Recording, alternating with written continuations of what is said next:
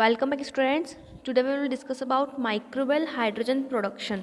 तो ये टॉपिक हमारे पेपर सेकेंड की यूनिट 5 का टॉपिक है मॉडर्न फ्यूल्स। इसमें हम लोगों ने मैथोजेनिक बैक्टीरिया बायोगैस प्रोडक्शंस के बारे में स्टडी की है। इसके आगे टॉपिक है हमारा microwell hydrogen production. Micro organism की हेल्प से हाइड्रोजन का प्रोडक्शन किस प्रकार होता है, इसके बारे में हम लोग इस टॉपिक में डिस्कस करेंगे। फर्स्ट हम देखेंगे हाइड्रोजन। हाइड्रोजन क्या है? हाइड्रोजन क्या है? एक सिंपलेस्ट मॉलिक्यूल है, यूनिवर्स में प्रेजेंट है, जो एक सिंपलेस्ट मॉलिक्यूल के फॉर्म में प्रेजेंट है हाइड्रोजन। एंड एक बोल सकते हैं पोटेंशियल सोर्स है, अल्टरनेटिव सोर्स बोल सकते हैं फ्यूल का। जो फ्यूल है उसका अल्टरनेटिव सोर्स के रूप में इसका यूज़ किया जाता है। जो हाइड्रोजन का प्रोडक्शन, हाइड्रोजन का प्रोडक्शन करने का एक ऑब्जेक्ट यही होता है कि इसका यूज़ एज अ फ्यूल के रूप में किया जा सके। हाइड्रोजन का इसलिए प्रोडक्शंस किया जाता है एंड मेनली माइक्रोब्स के द्वारा हाइड्रोजन का प्रोडक्शंस क्यों किया जाता है? क्योंकि नेचुरल गैस वगैरह है, इनके द्वारा भी हाइड्रोजन का प्रोडक्शंस किया जा सकता है। बट जो नेचुरल सोर्स के द्वारा हाइड्रोजन का प्रोडक्शन होगा उसमें हमें किसी और कुछ गैस या फिर कोई फ्यूल्स, किसी और अदर एनर्जी का यूज़ नहीं करना पड़ेगा। डायरेक्टली यहाँ पे हाइड्रोजन का किसी वन फॉर्म से यहाँ पे कन्वर्शन नहीं हो रहा है, किसी गैस का कन्वर्शन हो रहा है हाइड्रोजन, जैसे नेचुरल गैस का यूज़ करके हम हाइड्रोजन का प्रोडक्शन कर रहे हैं, जैसे थर्मोलाइटिक हाइड्रोजन का प्रोडक्शन होता है या इलेक्ट्रोलाइटिक हाइड्रोजन का प्रोडक्शन, उस प्रकार से नहीं। यहाँ पे क्या हो रहा है? जनरली हाइड्रोजन का प्रोडक्शन हो रहा है due to activity of micro organism. Micro organism की एक्टिविटी के द्वारा हाइड्रोजन का प्रोडक्शन किस प्रकार होता है ये हम लोग स्टडी करेंगे। हाइड्रोजन गैस का ही क्यों यूज़ किया जाता है? क्योंकि हाइड्रोजन को बोला जाता है hydrogen the fuel of future, एक इसे बोलते हैं, क्योंकि ये फ्यूचर का फ्यूल माना जा रहा है। क्यों? क्योंकि आने वाले टाइम में क्या होगा, जो भी सारे एनर्जी के सोर्स जैसे पेट्रोलियम वगैरह है, ये क्या है, ये सब इनकी कमी होते जा रही है। जैसे जनरली इनके रेट भी बढ़ते जा रहे हैं, आप लोगों को पता है ना। तो इस टाइप से जो ये आगे आने वाले टाइम में क्या होगा, मतलब बोल सकते हैं आगे नेक्स्ट जनरेशन्स में बात कर सकते हैं, तो वहाँ पे क्या होगा, इनका जो भी फ्यूल्स वगैरह है, पेट्रोलियम्स वगैरह बोल सकते हैं, डीजल, इनका क्या हो जाएगा, कम अमाउंट में रहेगा। तो वहाँ पे क्या है, कोई एक न्यू सोर्स चाहिए, इनका अल्टरनेट फॉर्म होना चाहिए। तो इसलिए यहाँ पे हाइड्रोजन का यूज़ कर सकते हैं। हाइड्रोजन जनरली जिसको प्रोडक्शंस किया जा सकता है, एक रिन्यूएबल एनर्जी के सोर्स के रूप में यूज़ किया जाता है, इसका एक रिसाइकल भी हो सकती है। हाइड्रोजन को इसलिए क्या कर रहे हैं हम, फ्यूल ऑफ फ्यूचर। इसलिए क्योंकि इसकी हाई फिश कन्वर्सेशन एफिशिएंसी है, यहाँ पे कन्वर्ट हो सकता है हाइड्रोजन, एंड रिसाइक्लेबिलिटी है इसके, and most important point non polluting nature है इसका, इसके द्वारा कोई पॉल्यूशन भी नहीं होता है।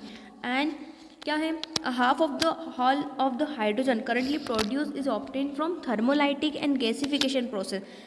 Gasification process using natural gas as a starting material.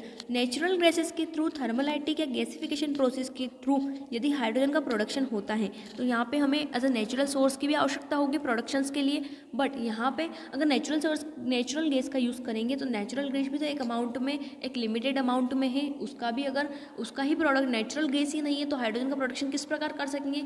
यहाँ पे माइक्रोब्स का यूज़ इसलिए भी हेल्पफुल होता है, माइक्रोब्स के द्वारा हाइड्रोजन का प्रोडक्शन करना भी हेल्पफुल होता है। Large quantum of waste generated from diverse sources, specially food industry and agriculture practice, seems to be viable feedstock for biological hydrogen production। Generally जो वेस्ट होता है, जैसे फूड इंडस्ट्री का वेस्ट बोल सकते हैं या फिर एग्रीकल्चर प्रैक्टिस के थ्रू जो वेस्ट होता है उसके द्वारा भी हाइड्रोजन का प्रोडक्शन किया जा सकता है। जो बायोलॉजिकल हाइड्रोजन का प्रोडक्शन होता है वो वेस्ट के थ्रू भी जनरेट हो सकता है। And biological hydrogen production process are found to be more environment friendly and less energy intensive. इसमें इन्वायरमेंट फ्रेंडली प्रोसेस है ये, और इसमें लेस एनर्जी की आवश्यकता होती है, मतलब इसमें ज़्यादा एनर्जी की भी आवश्यकता नहीं होती, और एनर्जी इंटेंसिव प्रोसेस होती है as compare to thermochemical and electrochemical process के। इलेक्ट्रोकेमिकल या थर्मोकेमिकल के प्रोसेस के कंपेयर में जो बायोलॉजिकल एनर्जी प्रोडक्शन है ये बहुत इन्वायरमेंट फ्रेंडली है, प्लस लेस एनर्जी इंटेंसिव है। इसमें क्या होगा, इसमें हाइड्रोजन गैस के प्रोडक्शन होने के साथ साथ जो इन्वायरमेंट में पॉल्यूशन हो रहा है उसके पॉल्यूशन को भी कम किया जा सकता है। जैसे कार्बन डाइऑक्साइड का जो पॉल्यूशन हो रहा है इन्वायरमेंट में उसको भी कम किया जा सकता है। और हाइड्रोजन जो वाटर का मॉलिक्यूल है यहाँ पे वो स्प्लिट हो रहा है, किस फॉर्म में, वाटर का जो मॉलिक्यूल है वो बैक डाउन हो रहा है उसका बाय एनर्जी, बोल सकते हैं बाय एनर्जी ऑफ हीट या इलेक्ट्रिसिटी। कैसे हो रहा है उसका, यहाँ पे वाटर का मॉलिक्यूल जो है वो किस में कन्वर्ट हो रहा है, यहाँ पे हाइड्रोजन और वाटर के फॉर्म में। तो यहाँ पे क्या हो रहा है, हाइड्रोजन का वाटर और वाटर का मॉलिक्यूल का स्प्लिट हो रहा है किसके फॉर्म में, ऑक्सीजन और हाइड्रोजन के फॉर्म में। सो यहाँ पे किस प्रकार हम माइक्रोवेव्स की हेल्प से इसका प्रोडक्शन कर सकते हैं इसके बारे में समझेंगे। हाइड्रोजन एक सिंपल मॉलिक्यूल है, इजीली कलेक्ट कर सकते हैं हम इसको, स्टोर भी कर सकते हैं एज अ गैस और लिक्विड के फॉर्म में भी स्टोर कर सकते हैं और इसको ट्रांसपोर्ट भी कर सकते हैं। जैसे हमें एक फॉर्म से किसी सेकंड फॉर्म में अनदर फॉर्म में इसको ट्रांसफॉर्म करना है तो इसको ट्रांसफॉर्म भी कर सकते हैं, किसी एक फेज से दूसरी फेज पे ले जाना है तो भी हम इसको ट्रांसपोर्ट कर सकते हैं। एंड एक highly combustible and can be use for fuel for the production of electricity. इसका यूज़ एज अ फ्यूल भी कर सकते हैं और इलेक्ट्रिसिटी के प्रोडक्शन में भी इसका यूज़ कर सकते हैं, क्योंकि ये हाईली कंबेस्टिबल मतलब दैट मीन्स बहुत ज्वलनशील गैस है। Use of hydrogen is environmentally friendly and non-pollutant and hydrogen is truly versatile fuel। एक versatile fuel है जिसका यूज़ किसमें किया जाता है, ऑटोमोबाइल्स में, like aeroplanes, helicopter, buses, car, scooter, इन सब में इसका यूज़ किया जा सकता है। And liquid hydrogen is considered to be an ideal fuel for supersonic and subsonic aircraft. इसका लिक्विड नाइट्रोजन है, इसका जनरली यूज़ किया जाता है सुपरसोनिक एंड सबसोनिक एयरक्राफ्ट में। सो ये क्या हो गया, हाइड्रोजन के बारे में हम लोगों ने समझा जनरली हाइड्रोजन क्या है। सो अब हम थोड़ा सा इसका बैकग्राउंड देख लेते हैं हाइड्रोजन का, कि हाइड्रोजन की हिस्ट्री क्या है, थोड़ा सा किस टाइप से हाइड्रोजन का बायोलॉजी के फॉर्म में इसका प्रोडक्शन किस प्रकार हुआ, किस टाइम जिसने इस पर रिसर्च किया, इनने क्या क्या इसके वर्क किया इस पर, वो थोड़ा सा समझ लेते हैं। जैसे 1939 में हैन ग्रैफरन जो साइंटिस्ट थे, इन्होंने डिस्कवर किया था algae can switch between producing oxygen and hydrogen. उन्होंने देखा कि एल्गी किस प्रकार से ऑक्सीजन और हाइड्रोजन का प्रोडक्शंस कर रही है। इसी टाइप से एक और साइंटिस्ट थे एनास्टोसिस मैलिस, इन्होंने 1907 में डिस्कवर किया कि डिप्राइवेशन ऑफ सल्फ़र, जो सल्फ़र का डिप्राइवेशन होता है उसके किसके जो एल्गी है, एल्गी क्या स्विच कर रही है यहाँ पे, हाइड्रोजन का प्रोडक्शन कर रही है। एंड यहाँ पे जो एंजाइम कौन वर्क कर रहा है, हाइड्रोजिनस है वो इसकी रिएक्शंस में हेल्पफुल होता है सल्फ़र के डिप्राइवेशन में। सल्फर का जब डिप्राइवेशन होता है किसके द्वारा हो रहा है, एल्गी के द्वारा, और इन द प्रेजेंस ऑफ कौन से एंजाइम के प्रेजेंट में, हाइड्रोजनस एंजाइम, वो रिस्पॉन्सिबल होता है इस रिएक्शन को करने में। इसी टाइप से 2006 में research of the university of Bielefeld जो यूनिवर्सिटी है वहाँ पे genetically change the single cell Chlamydomonas reinhardtii is such a way it produce large amount of hydrogen. So क्या है, एक रिसर्च एक यूनिवर्सिटी थी बायलफील्ड, यहाँ पे क्या देखा गया, जेनेटिकली चेंज किया गया है किसके जेनेटिकली में, जो एल्गी है जिसे बोल सकते हैं यहाँ पे क्लाइमेडोमोनास, उसके एक स्पीशीज़ है उसमें चेंज किया गया, जिससे क्या हुआ, जिससे हाई अमाउंट में हाइड्रोजन का प्रोडक्शन हुआ। सो ये भी एक रिसर्च किया गया, एक बोल सकते हैं इस पर वर्क किया गया कि हाइड्रोजन का प्रोडक्शन किस किस टाइप से किस किस लिविंग ऑर्गेनिज्म के थ्रू हाइड्रोजन का प्रोडक्शन किया जा सकता है, या उसमें कोई चेंजेस करने के द्वारा या कोई म्यूटेशन के द्वारा। सो इस टाइप से 2006 में एक यूनिवर्सिटी ने रिसर्च किया। इसी टाइप से आगे 2007 में फिर साइंटिस्ट एनास्टोसिस मैलिस ने स्टडी की solar to chemical energy, solar energy से इसमें केमिकल एनर्जी में कन्वर्शन हुआ इन एक्स्ट mutant of Chlamydomonas reinhardtii and achieve 50% efficiency. So जो यूनिवर्सिटी थी बायलफील्ड, इसने भी रिसर्च किस पे किया, क्लाइमेडोमोनास की स्पीशीज़ पे। इसी टाइप से जो साइंटिस्ट है मैलिस, इन्होंने भी स्टडी किया कि सोलर एनर्जी का से केमिकल एनर्जी में किस प्रकार कन्वर्शन हो रहा है और कितने कम इफिशियंसी में, मतलब 15% इफिशियंसी को अचीव किया गया इसके द्वारा। इसमें कोई म्यूटेंट किया गया या फिर फर्स्टली क्या किया, इसका जेनेटिकली चेंजेस किया गया, देर इसमें म्यूटेंट किया गया, तो किस टाइप से यहाँ पे हाइड्रोजन का प्रोडक्शन हो रहा है। ये हमने क्या देखा, इसका बैकग्राउंड कि किस टाइप से हिस्ट्री में किस टाइप से इसका प्रोडक्शन, हाइड्रोजन का प्रोडक्शन देखा गया। आगे हम बात करें बायोलॉजिकल हाइड्रोजन प्रोडक्शन की प्रोसेस। अभी हमने इसकी क्या बात की, हिस्ट्री के बारे में देखा, हाइड्रोजन क्या होती है, हाइड्रोजन किस टाइप की गैस है, इसका एज अ फ्यूचर फ्यूल के रूप में किस प्रकार यूज़ किया जाएगा।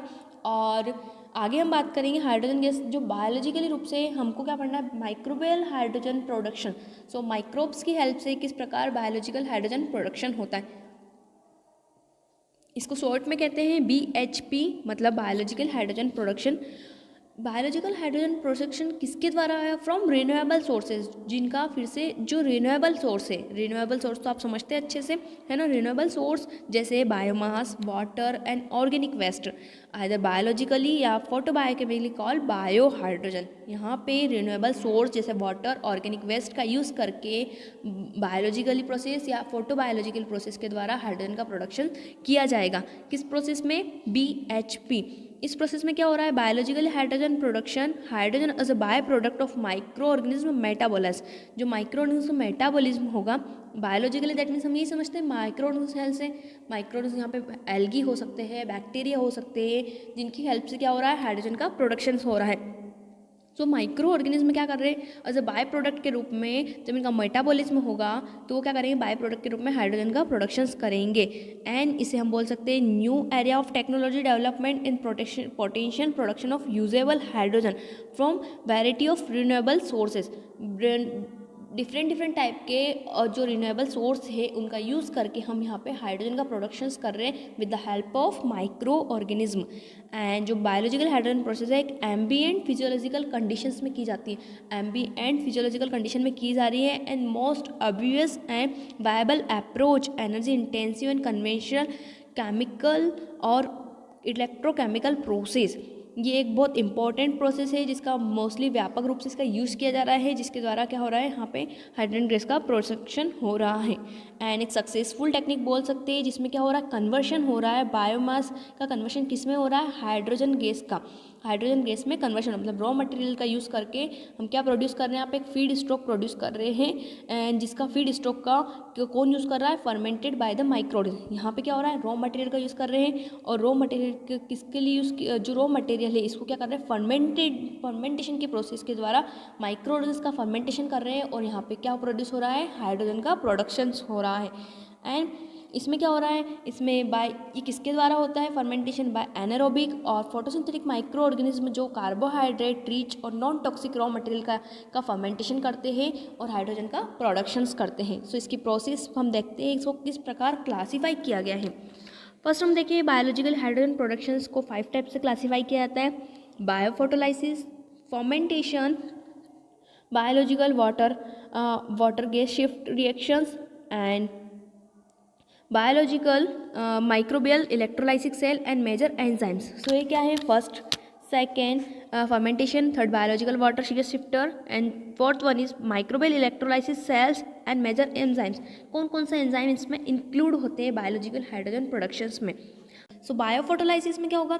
Direct biophotolysis and second one is indirect बायोफोटोलाइसिस।